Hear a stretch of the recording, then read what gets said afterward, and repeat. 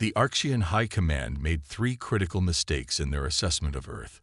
First, they assumed that a species without faster-than-light travel would be primitive. Second, they believed that humanity's internal conflicts meant they could never unite. And third, they thought that forcing Earth into their empire would be simple. The massive Archean diplomatic vessel that appeared in Earth's orbit on a quiet Tuesday morning in 2047 certainly seemed impressive enough. Its crystalline structure sparkled like a city of diamonds against the black of space, dwarfing the International Space Station that hung nearby. Ambassador Zixtal, with his towering frame and iridescent scales, cut an equally imposing figure as he addressed the United Nations General Assembly. "Your species stands at a crossroads," the ambassador declared, his translator rendering his clicks and whistles into perfect Oxford English. "The Archean Empire offers you protection, technology, and a place among the stars. We ask only for your loyalty and resources in return." What he didn't mention was that refusal wasn't really an option. Humanity's representatives requested the customary week to deliberate. The Archeans, confident in their superiority, granted it. They didn't notice the flurry of activity taking place in low Earth orbit, or the sudden mobilization of certain industrial facilities. Why would they? Earth had no warships, no energy weapons, no faster-than-light capabilities. They were, by all galactic standards, harmless. Dr. Sarah Chen, director of the newly formed Earth Defense Initiative, saw things differently. In her underground command center beneath the Rocky Mountains, she watched as decades of contingency plans snapped into action. "They think we've spent the last century just killing each other," she remarked to her deputy, Colonel James Martinez. "They haven't realized we've also gotten very, very good at it." The first sign that something was wrong came when the Archean sensors detected a swarm of what appeared to be space debris moving in unusual patterns. By the time they realized these were repurposed communications satellites equipped with makeshift engines and primitive but effective kinetic weapons, it was too late. The debris had already attached itself to their hull. "Impossible," Zixtal muttered as the first explosions rocked his ship. Human ingenuity had turned their own spacecraft into weapons, transforming satellites and space stations into crude but effective boarding vessels. The Archeans' energy shields, designed to deflect plasma weapons and laser fire, proved surprisingly vulnerable to simple mechanical attacks. But the real surprise came from beneath the Earth's oceans. Humanity had long ago realized that their nuclear submarines represented the perfect prototype for space warfare. Self-contained vessels designed to operate in a hostile environment for months at a time.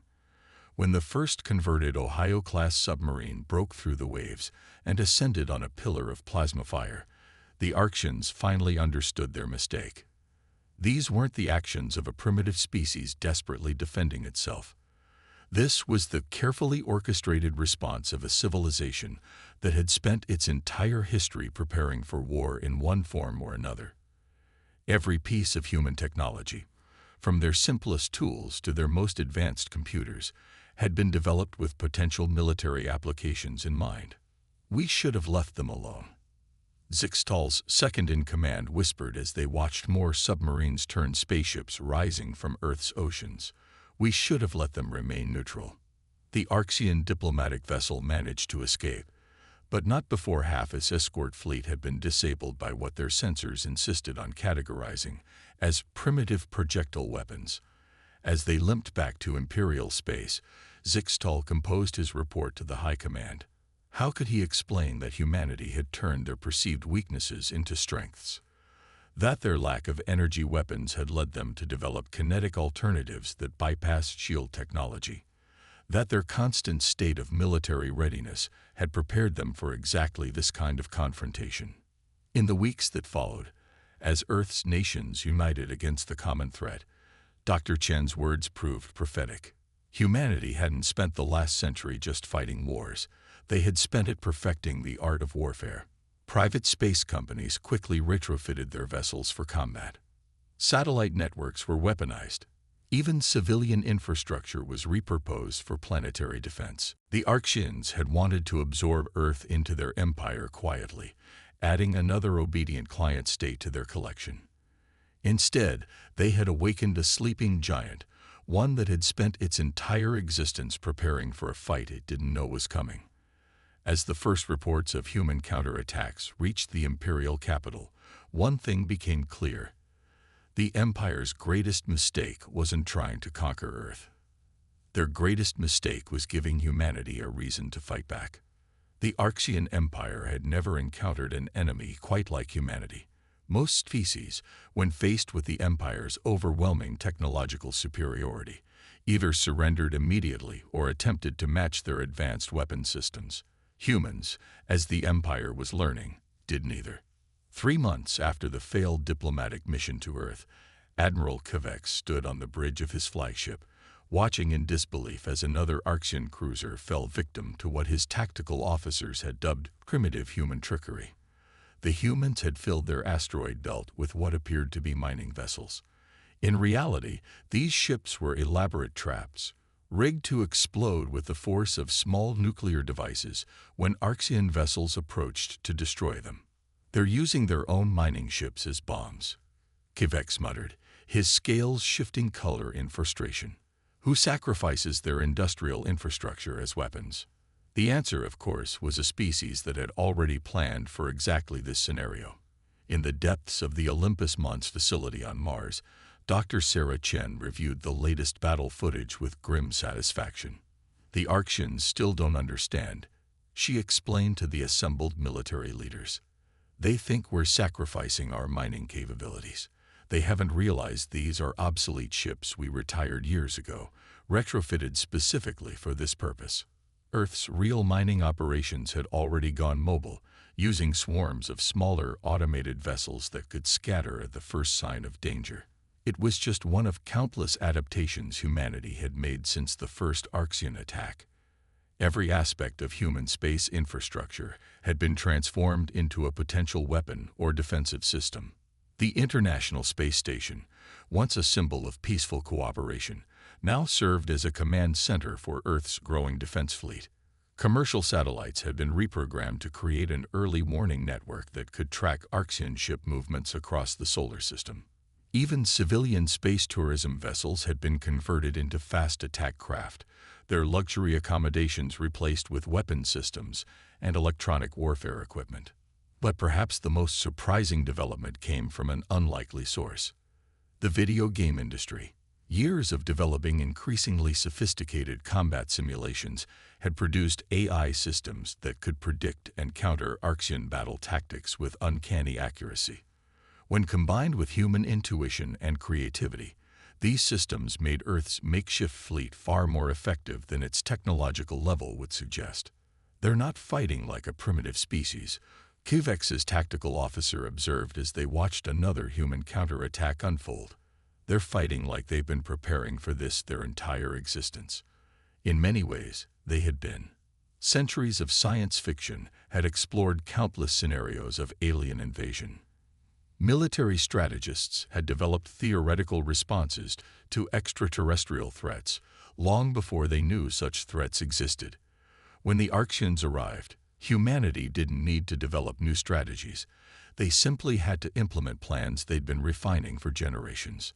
The human advantage went beyond mere tactical preparation. Their very nature as a fractious, competitive species had forced them to develop redundant systems for everything.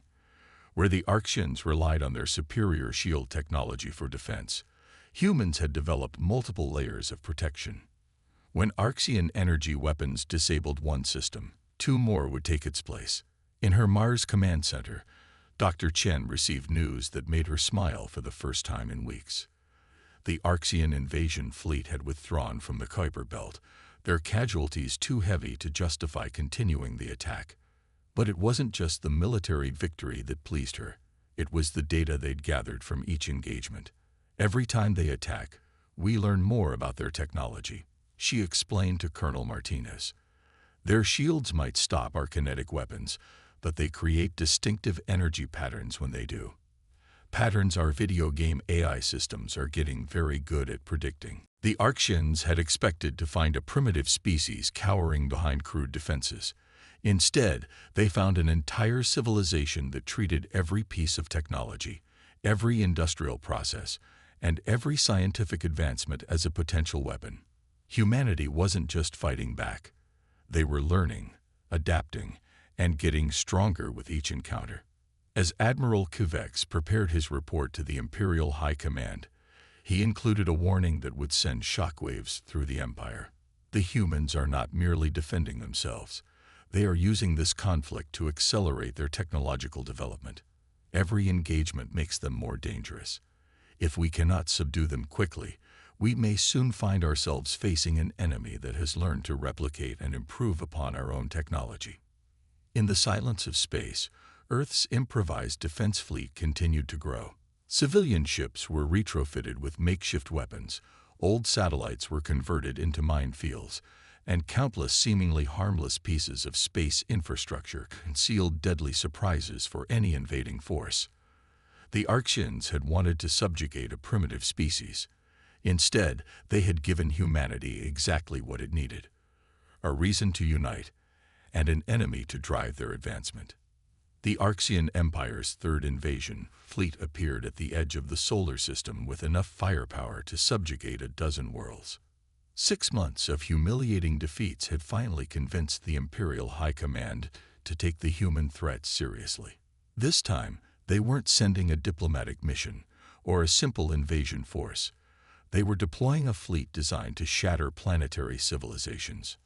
Admiral Kvex, now commanding the Empire's largest battle group, felt confident as his ships approached the asteroid belt. The humans' guerrilla tactics had proven surprisingly effective against smaller forces, but nothing could stand against the combined might of 300 capital ships, or so he thought. In her command center beneath the Martian surface, Dr. Sarah Chen watched the massive fleets approach with an unsettling calm. "They're exactly where we want them," she announced to her staff, many of whom looked skeptical. "They think they've learned from their previous defeats. They think they know what we're capable of. That's their weakness." The first sign that something was wrong came when the fleet's long-range sensors detected unusual energy signatures throughout the asteroid belt. The Arxians had expected another field of booby-trapped mining ships. Instead, they found something far more sophisticated. "Impossible," Kvex whispered as the data streamed across his command console. The humans had turned the entire asteroid belt into a vast particle accelerator. Hundreds of electromagnetic arrays, disguised as mining equipment, had been positioned to create overlapping fields of gravitational distortion. The technology wasn't particularly advanced by Arxian standards, but the scale was unprecedented. Before Kvex could order his fleet to retreat, the trap was sprung. Thousands of small asteroids, previously held in carefully calculated orbits, were simultaneously released. The overlapping gravitational fields caught them, accelerating them to relativistic speeds. The result was an engineered meteor storm unlike anything in military history. The Arxian fleet's energy shields, designed to deflect energy weapons and missile attacks, proved tragically inadequate against chunks of rock moving at appreciable percentages of light speed.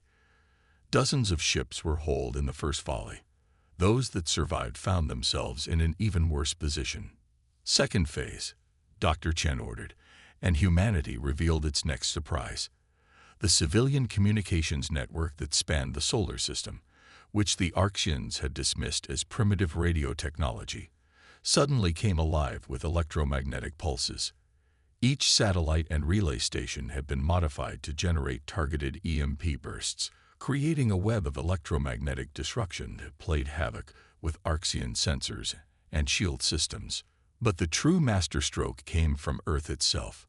As the Arxian fleet struggled to maintain formation under the barrage of asteroids and electromagnetic interference, they detected a massive energy spike from the planet's surface. The humans had spent months constructing what appeared to be a massive solar power collection facility in the Sahara Desert. In reality, it was something far more dangerous. "They've weaponized their own magnetosphere," Kvex's science officer reported in disbelief. The massive facility wasn't collecting solar power. It was using it to manipulate Earth's magnetic field. The result was a directed plasma burst that rivaled the power of a solar flare, perfectly aimed at the heart of the Arxean fleet. The battle that followed would be studied in military academies across the galaxy for centuries to come. The humans, using technology that the Arxeans had dismissed as primitive, had turned their entire solar system into a weapon. Every piece of infrastructure, from power stations to weather satellites, had been repurposed as part of an integrated defense system. What truly terrified the Arxeans wasn't just the effectiveness of the human weapons. It was the realization that humanity had only shown a fraction of their capabilities. The asteroid accelerator, the electromagnetic web, the magnetosphere weapon. These weren't desperate measures. They were carefully planned and executed strategies, held in reserve until the perfect moment.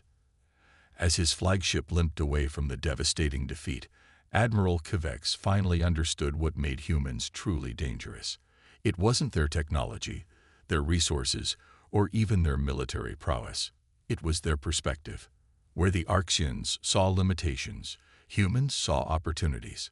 Where the Empire built specialized military systems, humanity turned everything into a potential weapon. In her Mars Command Center, Dr. Chen was already planning the next phase. The Arxeans thought they could overwhelm us with superior numbers, she told her staff. Instead, they've given us exactly what we needed. Enough of their ships to study. Every vessel we've disabled is providing us with new insights into their technology. The Empire had wanted to crush humanity's resistance once and for all. Instead, they had triggered what would become known as the Great Liberation. As news of the battle spread through Imperial space, other subjugated species began to take notice. If a primitive race could defeat the Empire's finest fleet, what else was possible? The answer, as the galaxy was about to discover, was anything humanity could imagine. And humans, as the Arxeans were learning too late, could imagine quite a lot. News of the Arxean Empire's devastating defeat spread through the galaxy like a shockwave. At first, the Imperial propaganda machine tried to suppress the information, but they couldn't hide the fact that their most powerful fleet had been shattered by a species that hadn't even achieved faster-than-light travel. More importantly, they couldn't hide how it had happened. The Volari, an aquatic species that had been under Arxean control for 3 centuries, were the first to understand the implications. Their underwater cities had always been considered a liability by the Empire, difficult to defend and vulnerable to attack. But after studying the human victory, the Volari began to see their environment differently. They didn't need advanced weapons. They had an entire ocean. Dr. Sarah Chen was reviewing the latest intelligence reports when the first messages from the Volari reached Earth. They've turned their ocean currents into weapons, she announced to her staff, unable to hide her admiration. They're using temperature differentials to create underwater vortexes that tear apart Arxean ships. They learned from watching us. Everything can be a weapon if you think creatively enough. The Arxean Empire had never faced a revolution like this before. Previous rebellions had tried to match their technology, to build better ships or stronger weapons. But this was different. The subjugated species weren't trying to beat the Arxeans at their own game. They were changing the rules entirely. The Kethara, a species of talented engineers who had been forced to maintain the Empire's massive shipyards, found their own inspiration in Earth's example. They didn't attempt to steal Arxean warships or sabotage production. Instead, they reprogrammed the automated maintenance systems, turning the repair nanites into microscopic saboteurs that slowly degraded the structural integrity of Imperial vessels. Every species has its own unique advantages, Colonel Martinez observed as reports of new rebellions flooded in. We just showed them how to use them. He was reviewing footage from the Meridian cluster, where the crystalline Enxthi had transformed their natural ability to manipulate light into a system for disrupting Arxean targeting systems. But perhaps the most dramatic example came from the Sethic, a species the Empire had dismissed as primitive due to their reliance on biological technology. Inspired by humanity's creative approach to warfare, the Sethic began engineering living weapons that could bypass Arxean shields completely. Their organic ships, grown rather than built, proved immune to many of the Empire's standard weapons. In her Mars Command Center, now serving as a hub for coordinating with other rebellious species, Dr. Chen couldn't help but appreciate the irony. The Arxians spent centuries making sure none of their subject species could develop advanced technology. She explained to a gathering of alien representatives. They never imagined that would force us to become more creative, not less. The Empire's response to the growing rebellion proved predictably rigid. They deployed more ships, built bigger weapons, and strengthened their shields. But they were fighting a war they didn't understand against enemies who had learned to turn their own weaknesses into strengths. Humanity's role in the rebellion went beyond mere inspiration. Earth had become a clearinghouse for innovative military strategies, with representatives from dozens of species sharing ideas and adapting each other's tactics. The human centuries of speculative fiction proved surprisingly valuable. They had already imagined countless ways to fight superior forces. The Arxians still don't understand what's happening, Admiral Kovacs reported to the Imperial High Command. These aren't isolated rebellions. The humans have taught them something far more dangerous. They've taught them to think differently. Every species is learning from each other, adapting and combining strategies in ways we've never seen before. He was right. The Valeri's ocean-based tactics were being adapted by the Ingenuity to manipulate light waves. The Sethic's biological technology was being combined with human-inspired electromagnetic weapons. Each success inspired new innovations, new combinations, new ways of turning seemingly primitive technology into powerful weapons. The Empire had spent centuries ensuring that no single species could threaten their dominance. But in doing so, they had created the perfect conditions for a different kind of revolution. The humans hadn't just shown the galaxy how to fight back. They had shown them how to innovate, adapt, and overcome. As Dr. Chen prepared for a conference with representatives from 20 different rebel species, she reflected on how far they had come. The Arxians thought they were keeping everyone weak by restricting their technology. She told Colonel Martinez, "Instead, they forced us all to become stronger in ways they never imagined possible." The revolution was no longer just about defeating the Empire. It had become a galactic renaissance of innovation and creativity, with each species discovering new ways to use their unique characteristics and environmental advantages. The Arxians had wanted to maintain their superiority by keeping others down. Instead, they had created the conditions for their own downfall. The Arxian Imperial Palace, a structure that had stood as a symbol of absolute power for over a millennium, didn't fall to a massive fleet or superior weapons. It fell to a gardener. Specifically, to a modified strain of Earth kudzu that the Sethic had bioengineered to grow through energy shields and penetrate crystalline structures. By the time anyone noticed the creeping vines, they had already compromised the palace's structural integrity beyond repair. This final battle perfectly exemplified what the Arxians had failed to understand about their opponents. While the Empire had concentrated its forces around their capital world, preparing for a massive space battle, the alliance of rebellious species had simply found another way to win. Dr. Sarah Chen, now serving as Earth's representative on the Allied Species Council, had helped coordinate the final campaign. The Arxians kept expecting us to fight conventionally, she explained to the gathered representatives. They never understood that our greatest weapon wasn't our technology, it was our ability to think differently. The fall of the Imperial Palace marked the end of a war that had transformed the galaxy. The combined innovations of dozens of species had created military and technological advances that the Empire's rigid thinking could never have conceived. The Valeri's ocean current weapons had been adapted by the Ingenuity to manipulate space-time itself. Human electromagnetic warfare techniques had been combined with Sethic biotech to create ships that could essentially reprogram themselves mid-battle. But perhaps the most significant development wasn't a weapon at all. The various species had learned to combine their unique perspectives and abilities in ways that transcended mere military cooperation. The Kethera's engineering expertise, merged with human computer science and Sethic biotechnology, had created entirely new fields of science. They thought keeping us isolated would keep us weak, Colonel Martinez observed as he watched the Allied fleet take control of the Imperial shipyards.